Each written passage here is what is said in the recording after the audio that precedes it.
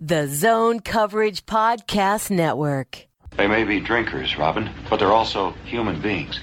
Hell yeah, let's get Stinko. That team sure did suck last night. They just plain sucked. I've seen teams suck before, but they were the suckiest bunch of sucks that ever sucked.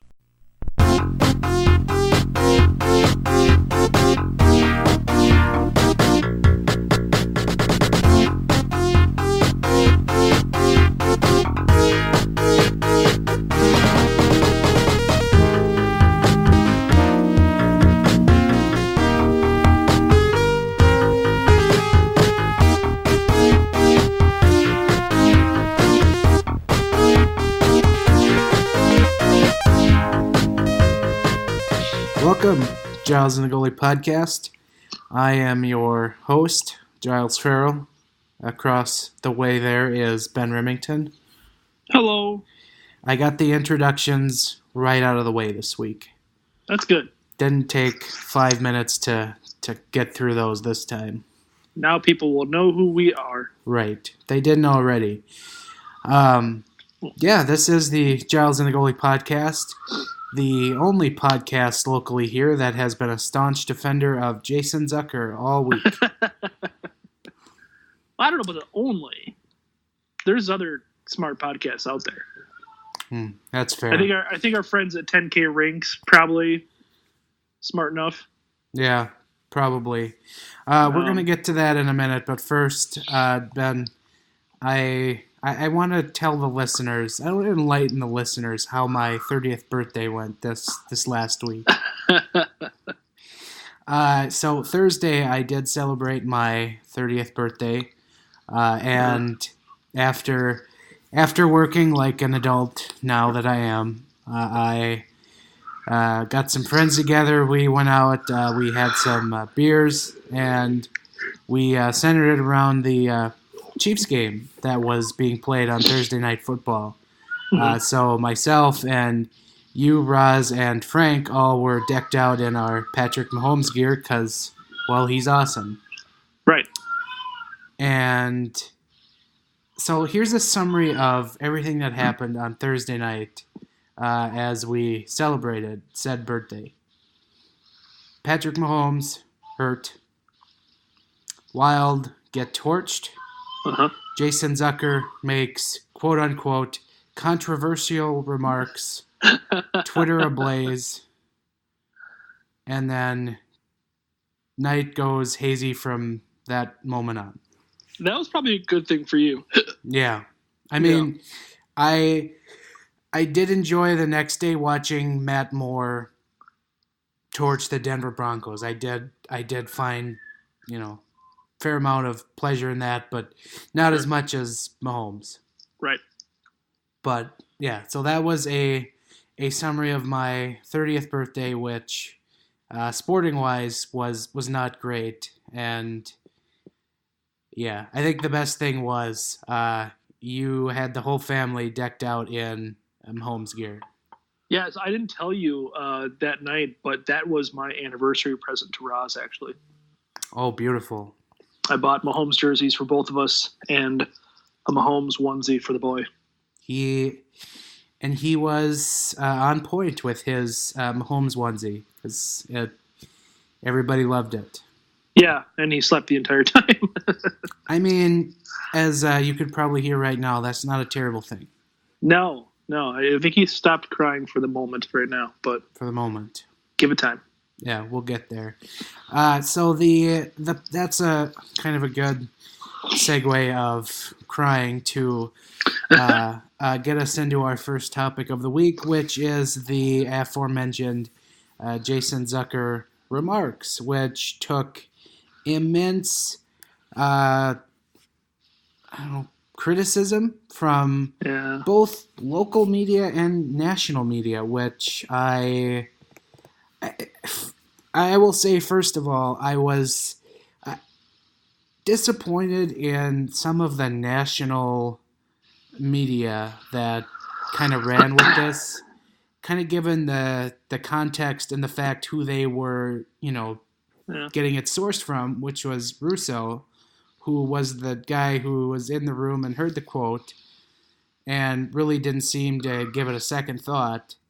But everyone else really lost their minds, and some of the national writers I was kind of displeased with, or at least some of the national writers that I follow and like was pretty displeased with. And for context, here is the full-on quote from Jason Zucker. It's going to be each individual guy from Bruce on down. Bruce has got to be better. We have got to be better. Everybody's got to be better. That's it. And you and I obviously were in total agreement on the fact that this is just him saying, hey, we all need to be better.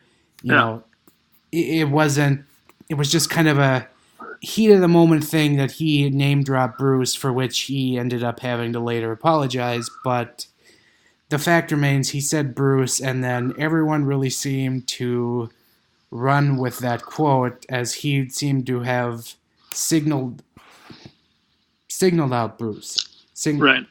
I'll get the word right. Singled out Bruce. There you go. Yep. Had to think about it. Which he wasn't, and Russo wasn't thinking that was what he was doing. Bruce certainly didn't think that's what he was doing. And so there really wasn't a need to make it a big thing, and it really took a life of its own that night, and then the next day, and then the day after. So the Wild having 2 days in between games after Thursday really didn't do this any favors to get the story to just die, but Jason Zucker scoring a goal and assisting on the game-winner goal Sunday night certainly ought to make that story go away real quick.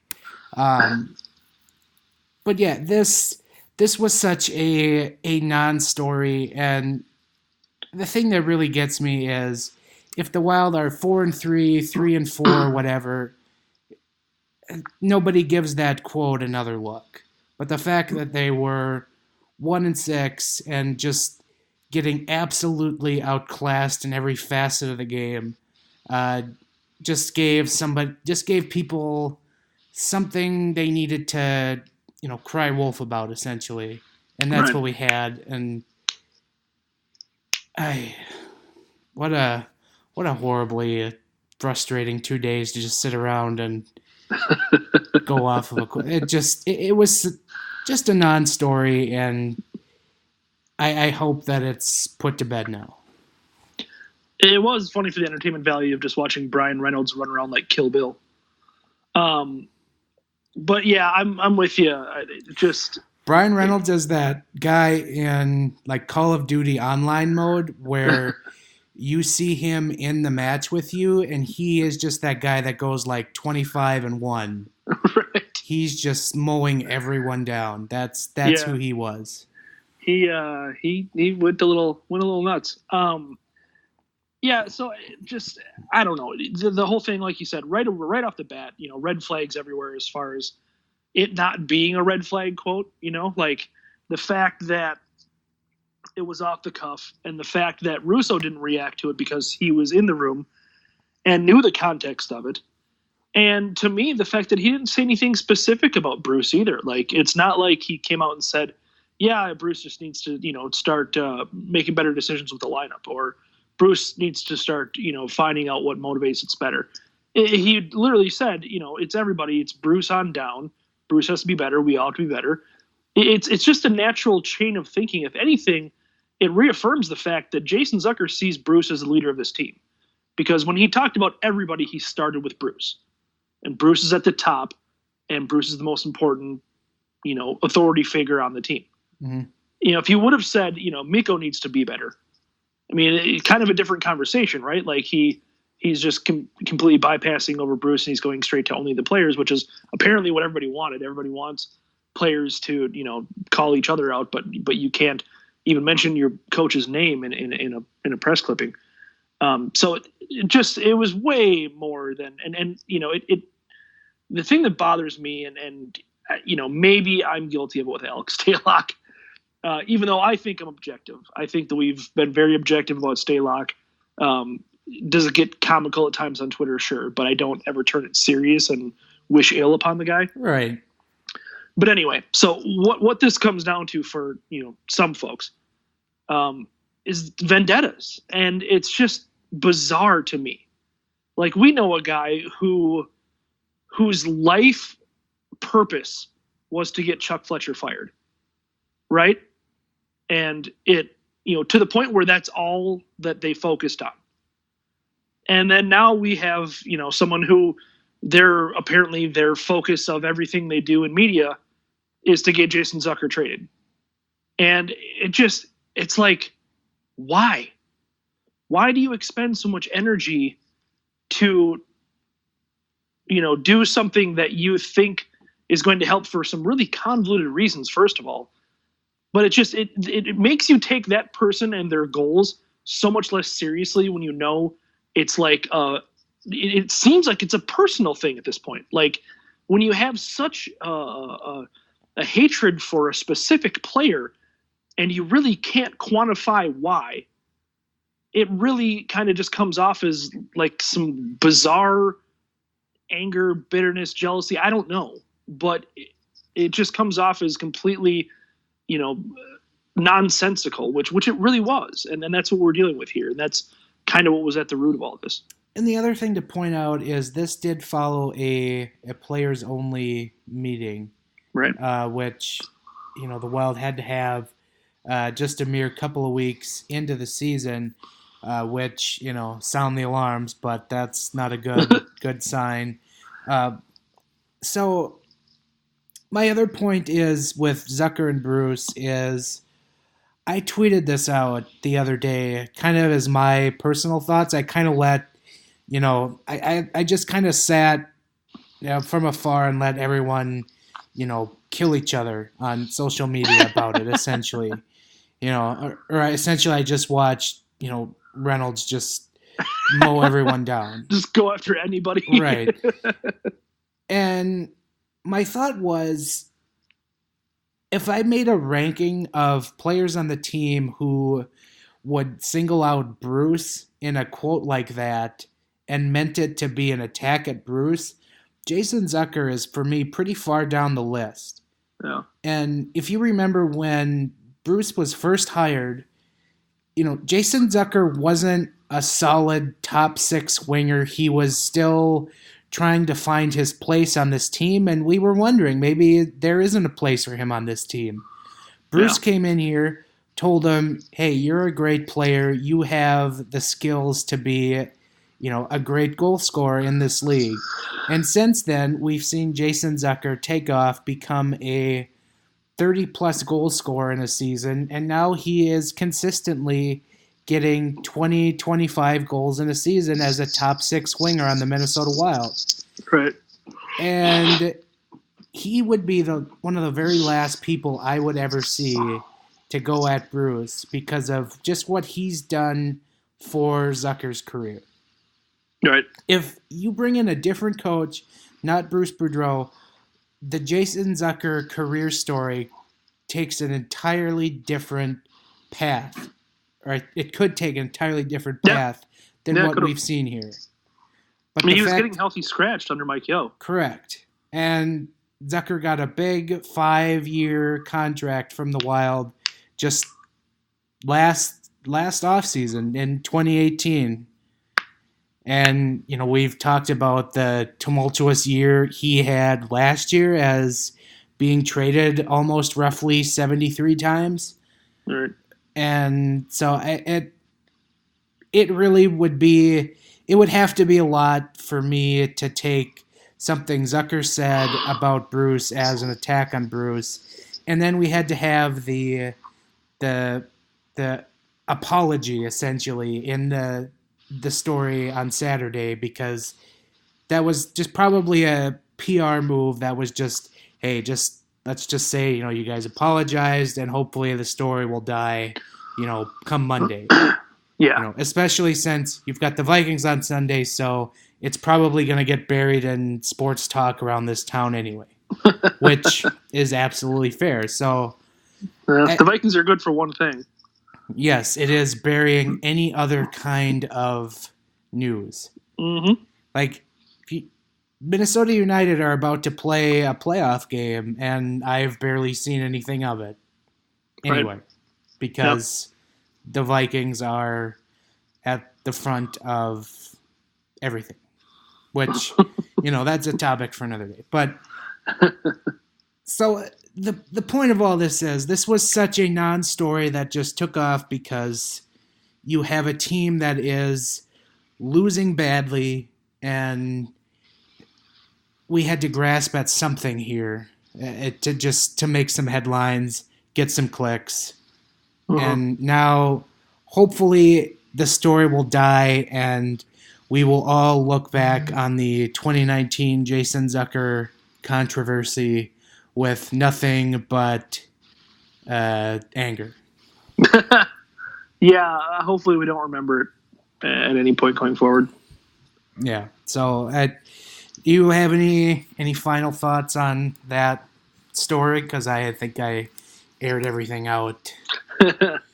No, I'm 100% agreement, and it just kind of, it's one of those things where it's just like, I saw this mentioned a bunch of times in reference to this too. We want hockey players to have personality, but then when they say something that even appears to be controversial, there's a nuclear bomb dropped on them. Right. And this wasn't even something that was actually controversial. It just appeared that way because he uttered his coach's name when talking about leadership on the team, which, why wouldn't you? But it just goes to show, like, people don't want personality out of their hockey players for some reason we'll never understand. And it's just like, you know what? Honestly, Bruce could be better.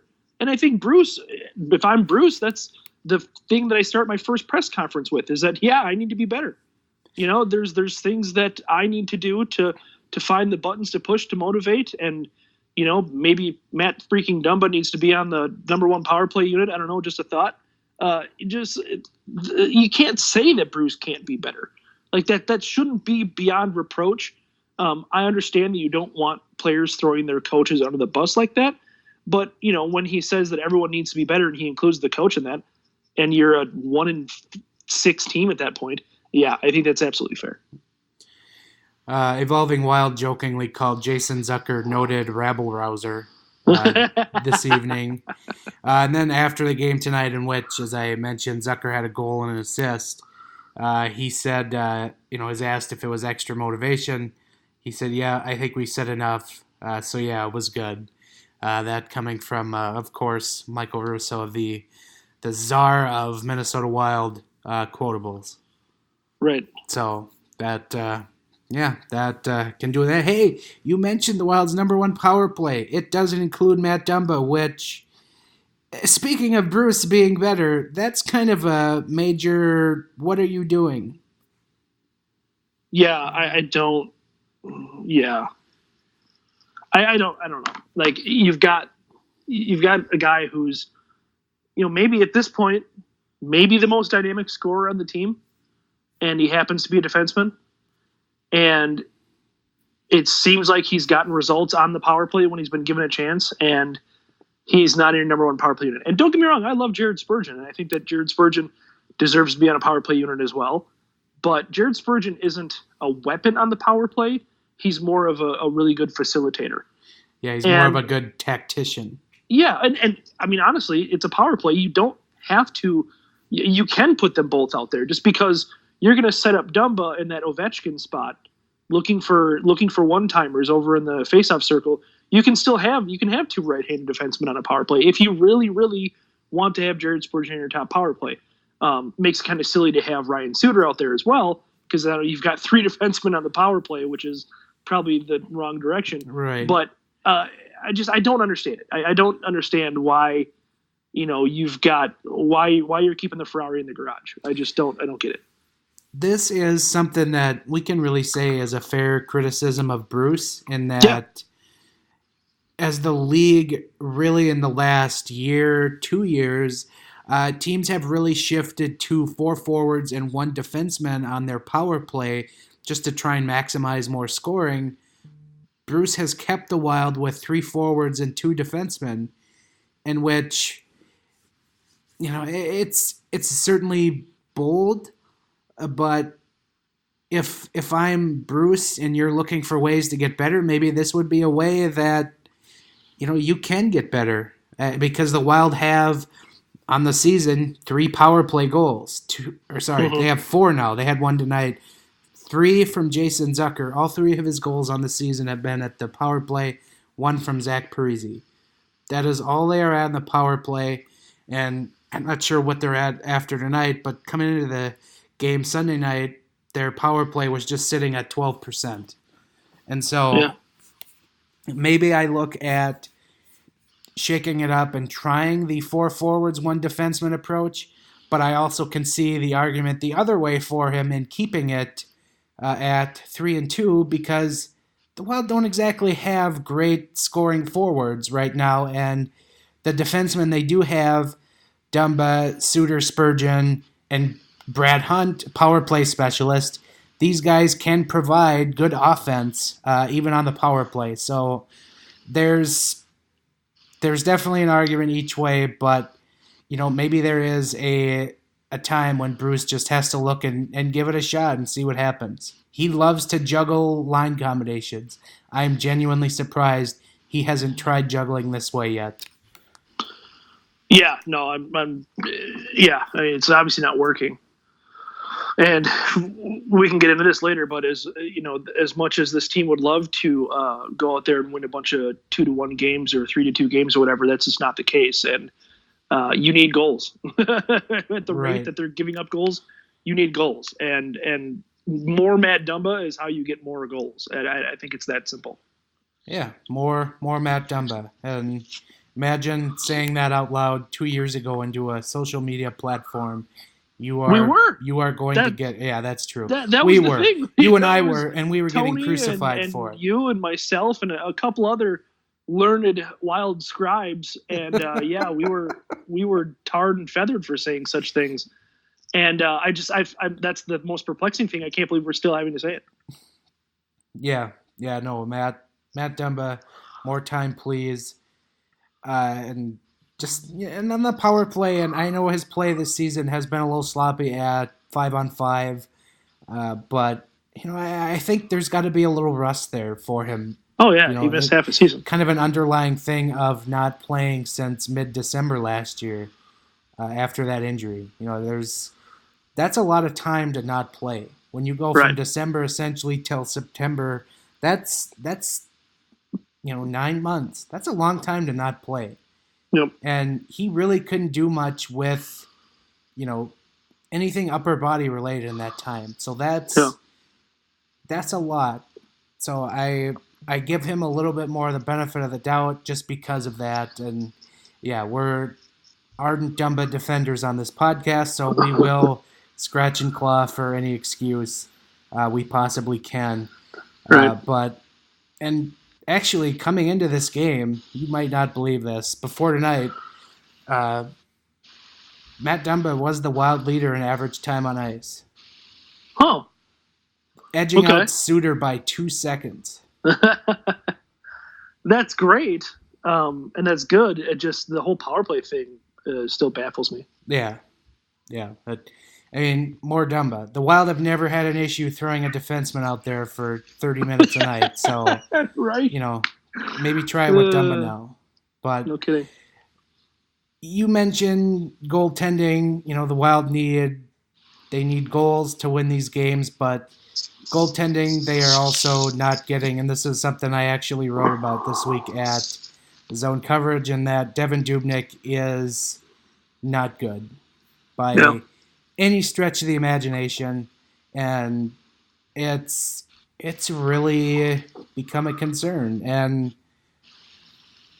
I don't see, after kind of watching the film and kind of breaking it down a little bit, I don't see him going back to an elite level that we have seen him at before, which I think even further sounds an alarm on this season. But if you're one that's hoping for the Wild to constantly lose in order to get a high draft position next summer, well, then that's good news for you, because I don't think Alex Staal is going to have a sustainable season where he's putting up a .929 save percentage.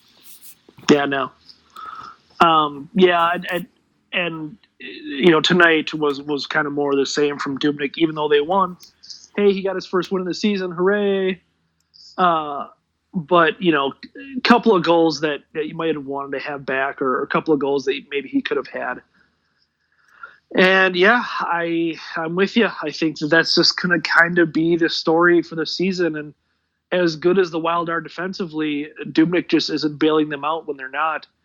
And that was really the story of last season. I mean, as much as, Matt Dumba was a huge part of missing the playoffs last year, and the Mikko Koivu injury was a huge part of missing the playoffs last year, it was really Devan Dubnyk, slipping from average to very much below average, right? Like, usually you would have that killer hot month out of him, and then maybe a cold month, and then maybe a hot month, and then maybe a cold month. That's kind of the pattern that he had followed in the seasons previous. Well, last year, he was the surface of the sun in October, and we were like, great, awesome. Here's his hot month. Let's, ride the wave. He was cold in November, and we're like, all right, that this happens. This is kind of how he goes. Right. And then he never really bounced back. And it was just kind of, he would have good games, but they would kind of be sprinkled in, and he never really strung anything together. And that was really, if you want to list the reasons and rank them, the reason number one why they didn't make the playoffs last year was Devan Dubnyk. Yep. And I don't think that that's really all that crazy to say. And I think that they're kind of headed down the same route this year. I mean, you look at the goals allowed per game, and they've allowed less than 2 goals, once in that shutout, and right. That was it. Every other game, it's 2 goals or 3 goals or 4 goals. That was Alex Staal. Right, and that's against freaking Ottawa. So it's like right. you can't even count that. That's like that. You have to throw that one out. That's an outlier. That's a varsity player getting reps on the junior varsity team at a junior varsity. I'm sorry, that's too much on Al. I'm sorry. But yeah, it just and so that's what we're looking at, and that's the unfortunate reality of things. And I don't know what's going to turn Devan Dubnyk around at this point. He's not that old. He's 33 years old, and that's really not a death blow for goaltenders. He's not like an NFL running back or anything. He can still have productive years in his career into his mid-30s. So I don't know what's going to bring him back, and I don't know what it's going to take. And I've always been on the warpath of the goalie coach, and I'm not going to insinuate anything like that, especially because I don't know how much good that's going to do mid-season. But I don't know what brings him back to any level that the Wild would need to make the playoffs. Well, I want to come back to this goalie coach thing you just mentioned here. But before I do that, I do want to tell the listeners here what the Wild's goals allowed here to start the season have been. In the first now 8 games of the season, the Wild have allowed 5, 4, 5, 7, 0, 4, 4, 3 in those games. Yeah. Which is terrible. And to further go on this stat with Dubnyk, if you look at Hockey Reference, I'm a huge Hockey Reference guy. I can just spend days on end on that site just searching random stuff. And sometimes I do, and I tweet out some fun things I find. But looking at the goaltenders in the NHL this year, they have a stat that's goal saved above average, which basically just measures a goalie and how they're doing towards like the league average. So like this stat, like Marc-Andre Fleury is ranked number 1 with a 7.2 goals saved above average this year.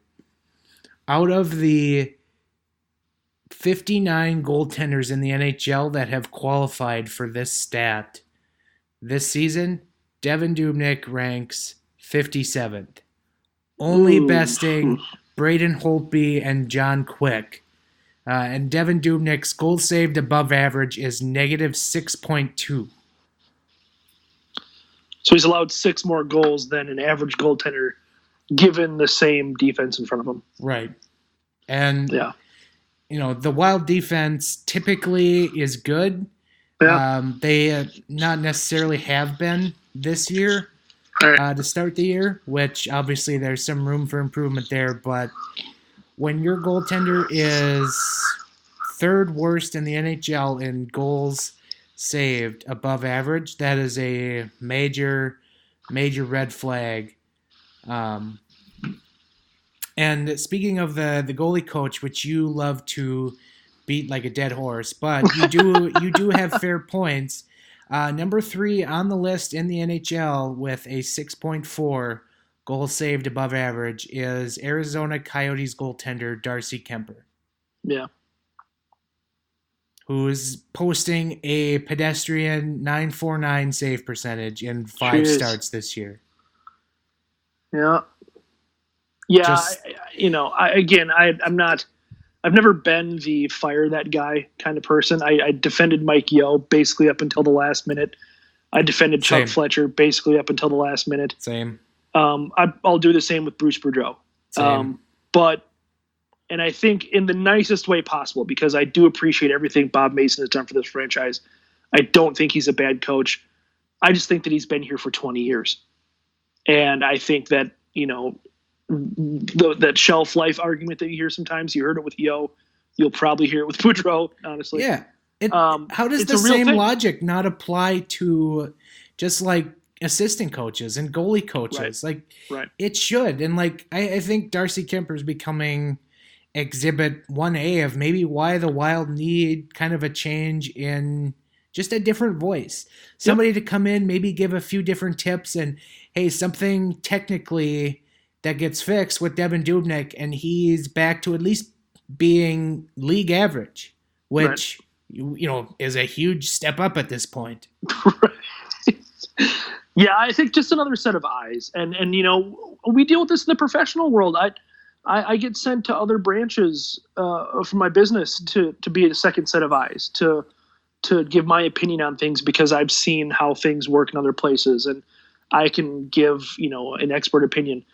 Why not do that with your goaltending? If your goaltending is faltering to the point where it's literally costing your team game after game after game, I don't know. Maybe they're doing that and we haven't heard about it, but I would hope that it would be reported somewhere, which we haven't seen it, if they were to bring in some kind of consultant, or if they were to bring in some kind of, coach in waiting or apprentice to Bob Mason or something like that. I just want to see some iota of change. You don't have to necessarily run Mason out of town with pitchforks and torches. No, that's what we do here. Someone else, bring in someone to, get a second set of eyes. Maybe you can turn Alex Staal into a serviceable NHL backup. We're not hating on Staal to the point where we think that he can't possibly be that guy. He's just never really been that guy. And maybe a new set of eyes can find something for him, because he certainly has a unique style. So that's all I'm saying. And I think, it's probably going to come to a head at some point this season, and that's just kind of the reality of it, especially if they keep heading down the track they're on. Right. And it just, I don't know. I feel like we're going to just have the same thing weeks on end where we're just yep, goaltending, still bad. Yep. They don't score enough goals. Hey, maybe,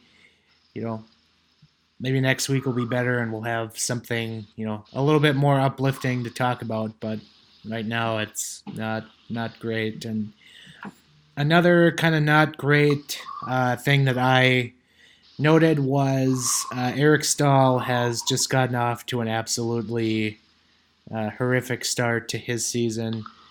Just the game Sunday night against Montreal, he kind of whiffed on a seemingly tap-in goal, but there was a little bit of a deflection. But still, it's something that we're accustomed to seeing Eric Staal finish. He scores that. In 8 games this season, Eric Staal has 1 assist. Oof. Unless I missed one tonight, which I don't think he had one. I think he may have on the Foligno goal. I don't know.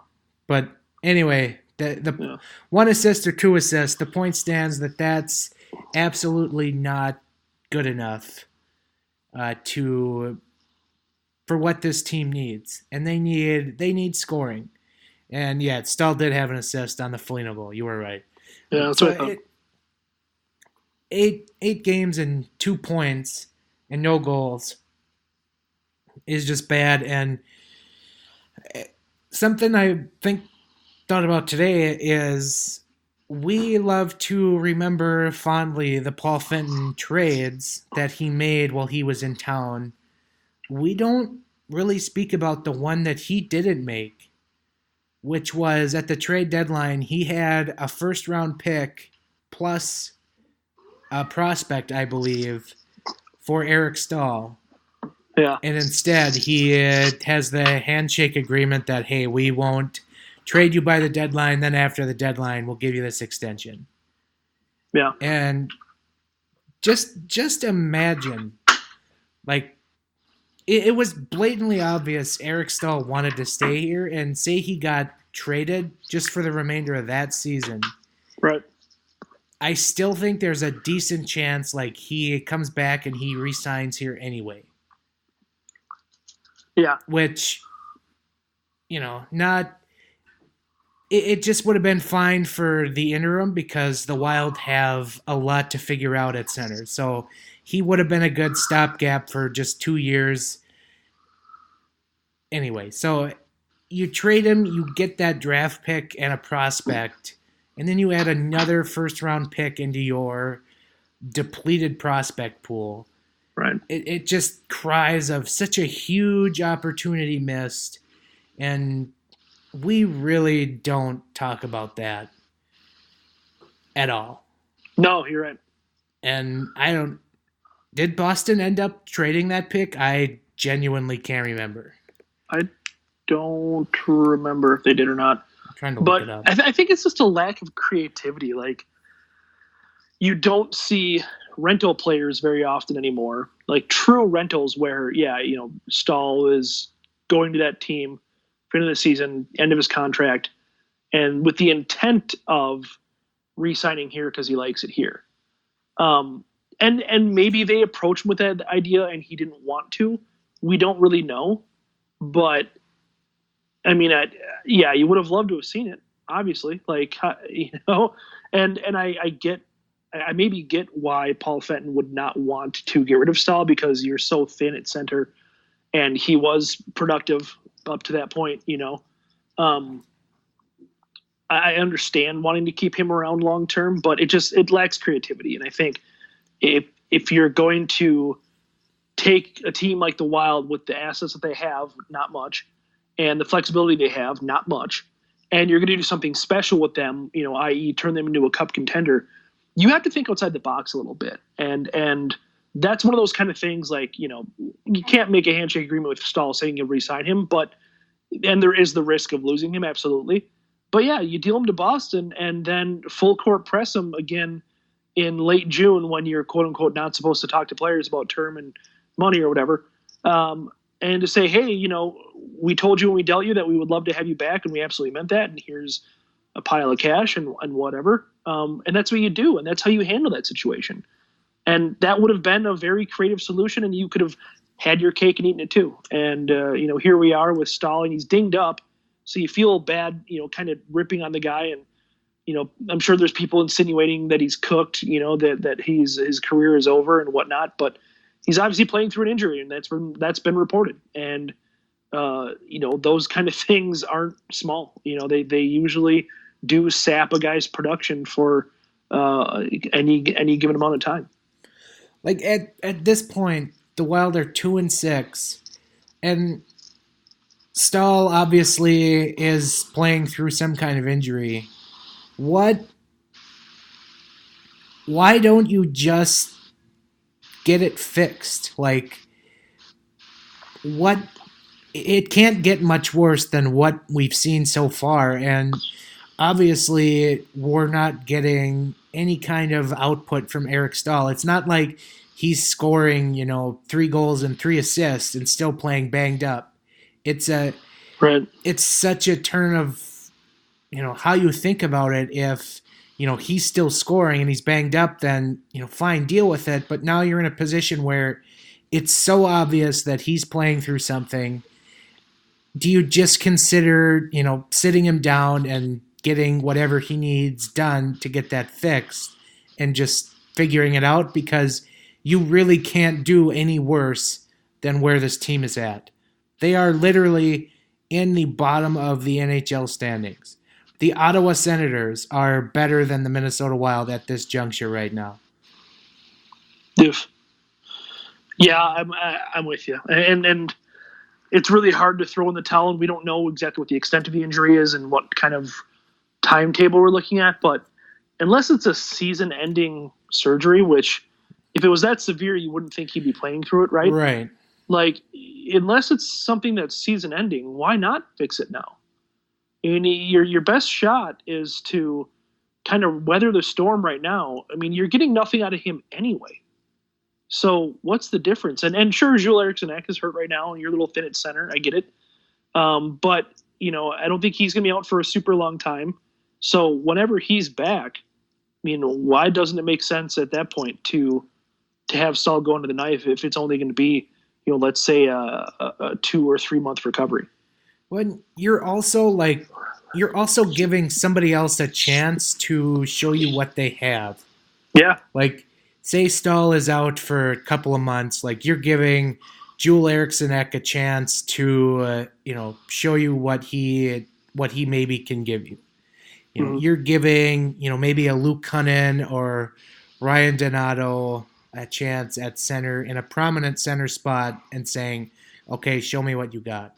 Right. And then the trickle-down effect is it opens up a spot down in the lineup, and it gives somebody from Iowa who may not have otherwise have gotten a chance to get a shot in the NHL, it gives them a chance to show them, what they have.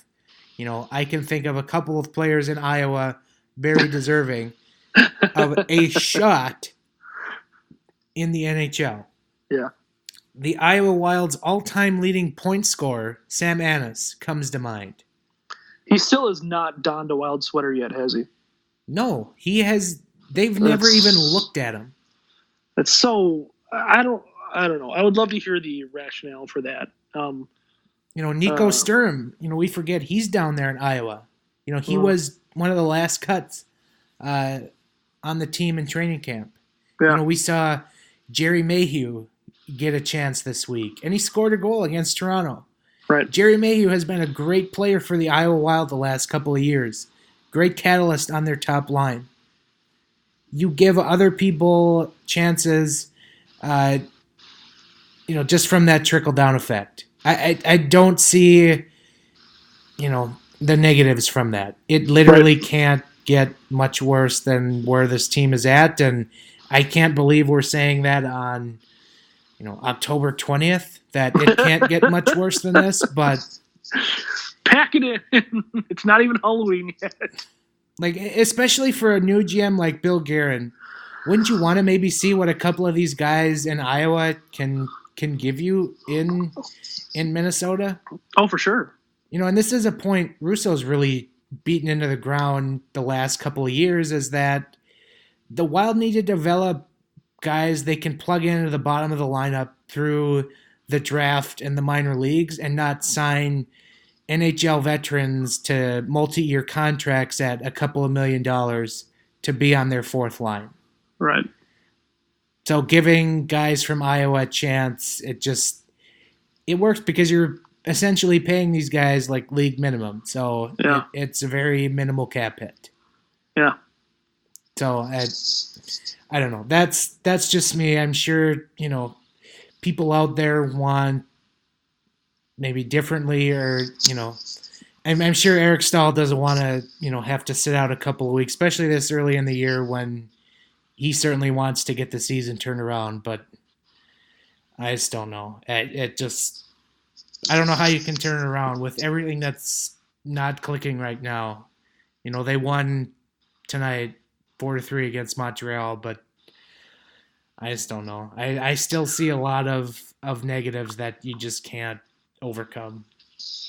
Yeah, and even that took, they absolutely had to barrage the backup goaltender of Montreal to do that. So right, they weren't. They didn't beat Carey Price. They beat Keith Kincaid. Yeah, and as much as the Wild did have a brutally hard time beating the backup goaltenders in the past, they're virtually seeing a backup goaltender every other game they play right now, and which kind of just goes to show what the rest of the league thinks of them. And they took advantage, and that's great and that's wonderful. But it's not anything to hang your hat on. It's not anything to think that you are starting some kind of turnaround over. Right. Do you have any other Wild topics stuck in your craw? I can't believe this show has aired 45 minutes already. Well, you kind of push a boulder downhill and just watch it go. I think something that we can kind of wax on a little bit, and we've certainly expected this coming for a while, is the shutout streak ended tonight. Sellout streak. What? Sellout streak. Yeah, sellout streak. Sorry, I said shutout streak. Yeah, that definitely ended. The sellout streak ended tonight, and that's I think that's not small news in the respect that there's a lot of folks that kind of want Craig Leopold to get the message, and there's a lot of folks that want this team to kind of go a completely different direction than, hey, let's scratch and claw and make it in as the 8th seed in the West and get waxed in the first round and be happy with it. Right. And this is very much, the first shot in the salvo of getting that message across. And, the fact that they depleted the warming house pool this season says a lot. And the fact that they sold out the home opener and then they're not going to sell it any game beyond that, I think is huge. I think that's absolutely huge. You're very much hitting them where it hurts. You're hitting the Wild in the pocketbook. And not only that, it's something the team very much hung their hat on. It's something the team was very proud of it, and rightfully so, that they had a sell-out streak. And, they can't say that anymore. And they, it's another ding in the armor of we have the greatest fans in the world that are going to come watch a hockey game no matter what product we put on the ice. Well, I'm sorry, but that's just not the case. Right. And we kind of hit on this a couple of weeks ago when we were talking about, why don't the Wild go the route of the tank? And it kind of turned into I criticized Craig Leopold. You kind of defended him a little bit. And one of the last points that I made, which kind of fell more into your defense maybe, is the Wild have to compete with so many other sporting options in this town. Mm-hmm. And look at right now, the Vikings, they're 5-2. They're looking, in quotes, like they are going to, be in playoff contention. Now, Giles, we've been through this. Yeah. Therapy didn't work, okay? Minnesota United. I'm watching Minnesota United play in a playoff game in MLS. The Twins were just in the playoffs, albeit briefly, but they were in the playoffs. 101 win team. The Gopher football team is 7-0. Row your boat. And that's adorable. Who else am I missing? The Timberwolves are about to start, and they have, they might not be a playoff team this year, but they'll certainly, maybe be a bubble team, and they have one of the league's better players in Karl Anthony Towns. Right. There are so many other sporting options in this town, and the minute you start to lose or show signs that you aren't, on an upward trajectory, people are going to spend their money somewhere else. And that's what the Wild have to fight with. And that's what we're seeing now. And that's kind of what you were getting at, is the fans are now sending the message, okay, get back to us when there's a light at the end of the tunnel. Mm-hmm. Because that's when we'll come back. That's when we'll fill the building. And that's when we'll start the next streak. That's essentially what they're saying here. Yep. No, absolutely. I think it's huge. I think it's huge for Wild fans to finally be fed up with the product on the ice. And we've kind of heard for a long time that Leopold was kind of at the at the direction, directing his GMs that they needed to win now and they needed to make the playoffs now. And, for a while there, I agreed. And that was absolutely the plan. But more recently, it maybe becomes time where you do need to take a step back to take 2 steps forward. And they haven't really done that. And, now it's getting to the point where it's like, okay, now what? They did tonight also, they did welcome their 15 millionth fan through the door, which they gave them the custom 15 millionth fan jersey. Oh, God. So it had what is that, 6 zeros? Yeah, and that was on the nameplate. Oh, well, I mean, it's better than it being on the actual. So What was the number on the jersey, 15? 19. Oh, well, okay. I mean, that's kind of weird too, but I don't know. I don't know how you feel about this. I've always seen commemorative jerseys as super cheesy and stupid. Yes, thank you. Yeah, even when when you sign a player, you have the press conferences jersey, whatever. He's actually going to wear that jersey. Great. When you hire a GM, when you hire a coach, when you sign some kind of ridiculous sponsorship agreement, why the hell is there a jersey involved? Well, okay, the sponsors I give you, but I always just assumed the coach or the GM that they give that to. I just always assumed that gets framed and hung in the office for them. At least I would do that. But yeah, but I don't Paul know. Fenton probably didn't. He probably just threw his in the dumpster. he cut it up and is now using it as toilet paper. Yeah, I don't know. Yeah, for those kind of things, I mean, I don't know how that fan probably feels about it, but I don't know. Do you wear that jersey then? Do you wear it to another game? Yeah, that's a good. What do you do with it after you get fired? I'm sure when Bruce Boudreau got hired in Anaheim, he got a jersey. What does he do with it after he gets fired? Although Bruce is a kind of a collector guy, so he probably just has all of his stuff stashed away. Yeah, I suppose if you're a head coach, I mean, Bruce would only have 3 jerseys, and I suppose that would make a decent display. You've got your Caps, your Ducks, and your Wild jerseys. Yeah. Kind of a nice little outlay of your career, but I don't know. I guess it seems weird to me that they do that and it's every single time. Maybe that's the weird part to me, is that it's literally done every single time anybody is hired in any hockey position anywhere. So speaking of Bruce, we do have a Bruce Boudreau quote of the week, which we haven't gotten to this year yet. But it's been a rough year. This comes from the presser after Sunday night's game against the Montreal Canadiens. The Wild won 4-3.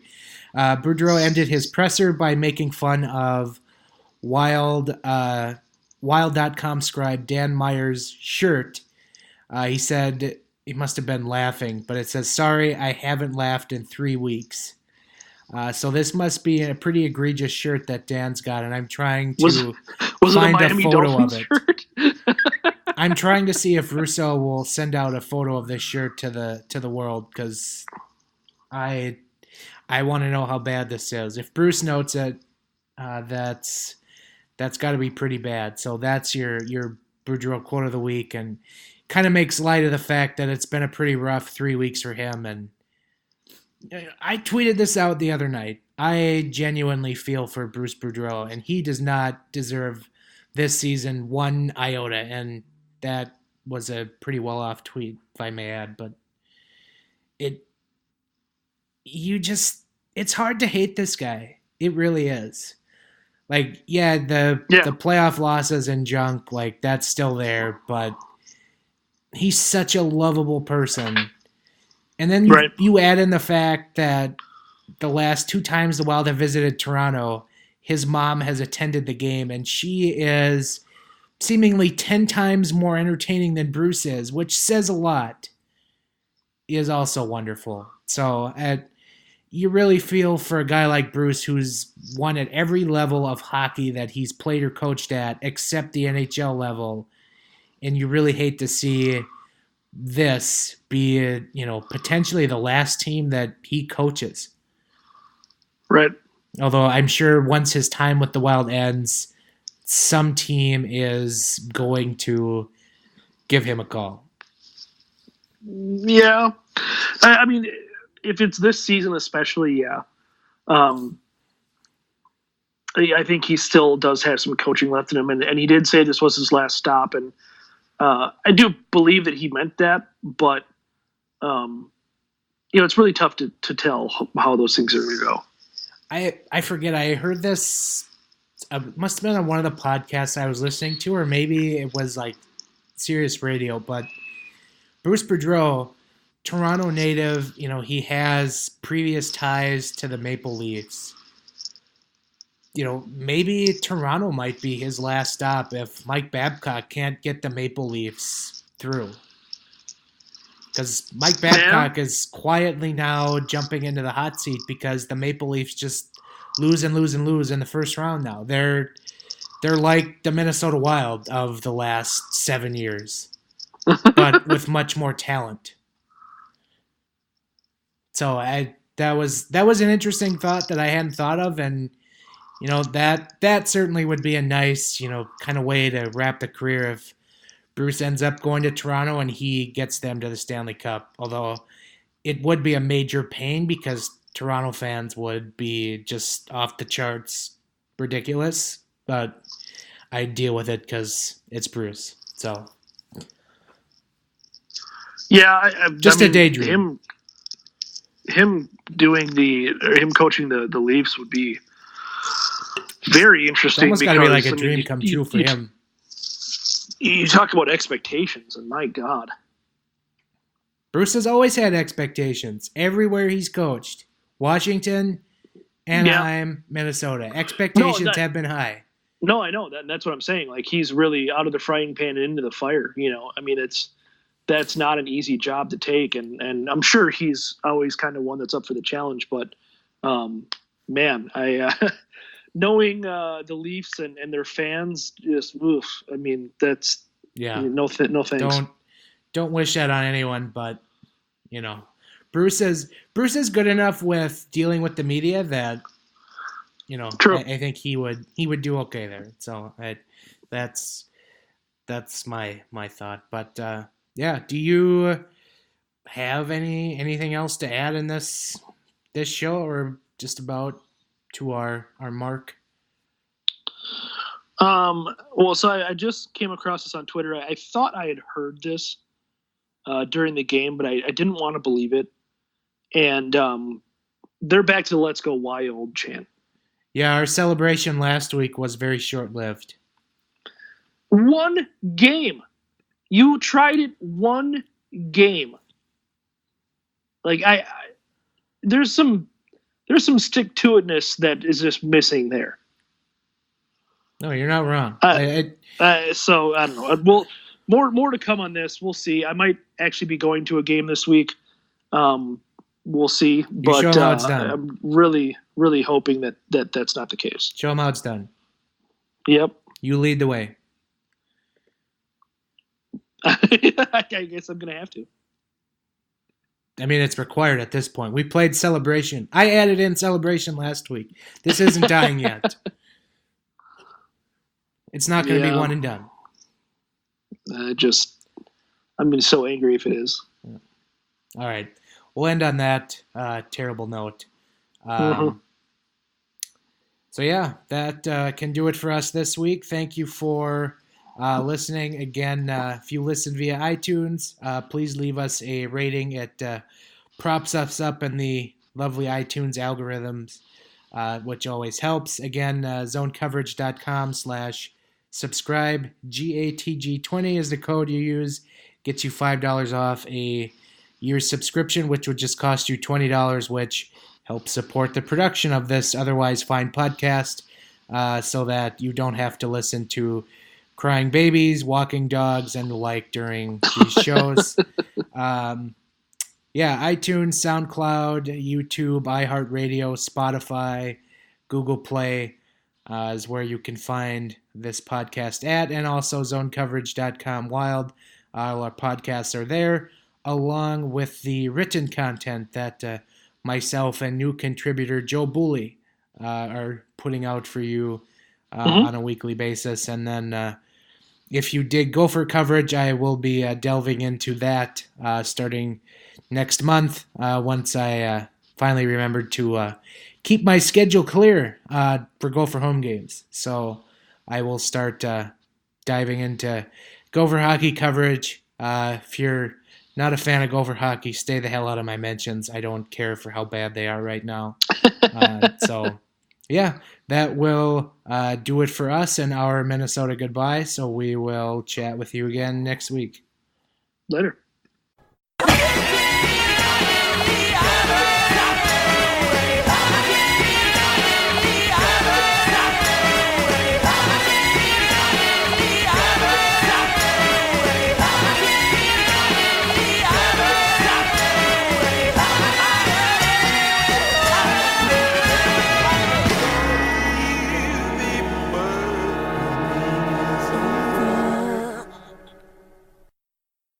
It's not resiliency. You're making it sound like we're good. That's all. I'm done.